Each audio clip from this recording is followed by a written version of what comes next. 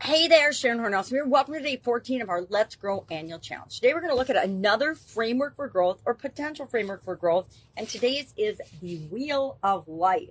Now, I just made this quick graphic this morning so that I could share with you an example of the Wheel of Life. The Wheel of Life is the Wheel of Life is a tool that has been created to help us look at and analyze our life, which means if we're doing a self-assessment, if we're looking at our life, if we're graphically representing it, that means we're doing some self-reflection, which all leads to growth. So I actually like this as a framework for growth. I also like that it's flexible enough. It recommends categories, but you can also set up your own categories. So I would probably, if I was going to use the Wheel of Life as my tool for moving forward as we grow our as a growth framework for the rest of this year, I would create my own categories. I would think about and say, okay, what categories make the most sense for me? The categories that I found for the most common use were business and career, finances, physical environment, family and friends, which is relationships, romance, personal growth, fun, recreation, experiences, activities, I would call that one. And then health, or physical health. So that is a little bit similar to my personal life framework, although it breaks some things down more into smaller pieces and it lumps some things together. But I like physical, mental, emotional, spiritual, financial, relationships, contribution, communication, and confidence. You know that's the 9-part life framework that I've used since 2021 and built upon the 7-part life framework that I learned in the 1980s. So it's sort of just automatic for me, but it doesn't mean it's the best one for this particular challenge. Maybe it's time I look at a different growth framework. So that's what I'll be doing today. And our assignment today is to think about the Wheel of Life, the wheel of your life. And what we do, what I like about this is it combines the elements of our life, the categories we want to use, with a rating system. So we rate 0 to 10, 1 to 10. 1 being, hey, I'm just at the beginning, not much is going on there. 10 being, this area of my life is awesome and fantastic and there's barely room for improvement. And then you draw a line on from 1 to 10 where you think you are with respect to business and career, finance, physical environment, your home, your environment, the things the places you work, the places you live. And you do that for each of the categories and you come up with, and I'll show you in my little notebook because I was drawing it out too, how do you rate yourself on each of these categories? And then you get these little pies. And the purpose of this is a little bit different than other ratings. It's to see if you've got balance in your life. Now, I can, because a wheel, in order for a wheel to run, it needs to be pretty balanced and round, right? So ideally, we all want to be a 10 in everything to have a fully balanced wheel.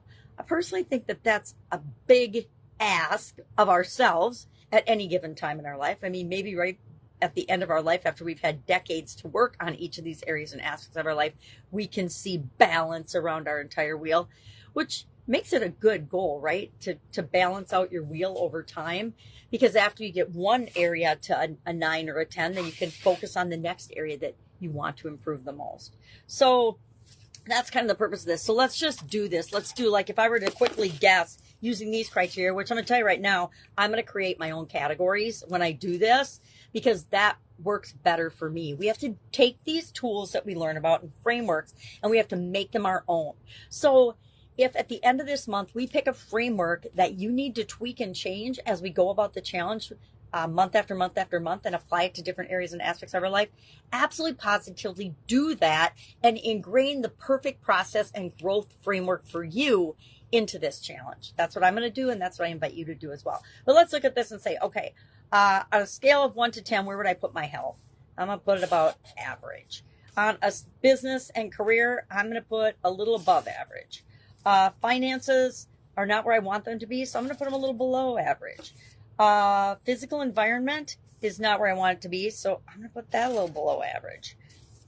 Family and friends, I love my family and friends. I'm going to put them pretty high because they are one of my biggest priorities.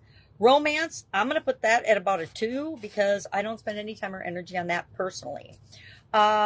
Personal growth, I spend a lot of time on, so I'm going to put that here. And fun and recreation, I don't do anywhere near enough fun and recreation, so I'm going to put that at about a 3. Now, I didn't write the numbers on here. I didn't rate them, but I just wanted to give you an idea of what the pie looks like. Now my pie isn't very balanced, is it? My wheel isn't very balanced. And what did I forget? Oh, romance. Romance is so far up here, it's way out of balance, right? It'd be like I had a flat tire in the romance area. All right, so that would be, for example, what my wheel would look like. Let me just shade that in a little bit so you can see where, oh, it's way up there at the top. It's by, I can't even hardly see it. It's so far up. So I want to shade it in because then you can kind of see what this looks like. And it gives us a really good visual of the areas that we're out of whack in. And this is, of course, our opinion, which is the only opinion that matters, right?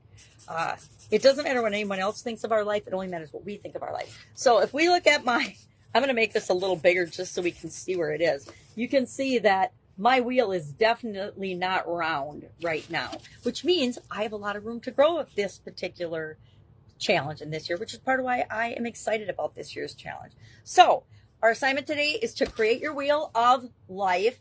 And then you can use the categories that are recommended here. I've got a write-up in Guide 2 of our Let's Grow Annual Challenge private Facebook group page. Otherwise, you can just take it off the video, do your own, make your own categories, or use these categories, right? At different times of our life, I think different ways of categorizing things make sense. Trying to make this stronger so we can actually see how out of whack and how many areas I personally have to grow in.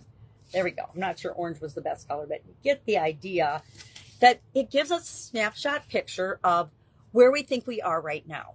Why is that important? Because where we are right now is what we're going to build upon as we go throughout this year's challenge. All right, any questions about this, hit me up. This is a tool I've used in my life, but not a whole lot. I'm actually kind of excited to go through it today because it does show me that there's certain areas, according to this categorization, that I am totally, almost totally ignoring. And does that matter? I don't know if it matters for me or not. I think that the family and friends definitely balances out the romance category. So far as if I combine that together for relationships, then that area is probably not so out of whack. I think I might do this today with my 9-part framework and use this tool and see how that works out and how I rate myself on that. All right, that's it. Have an awesome day, and I'll, of course, be with you tomorrow. Bye. Have fun with this.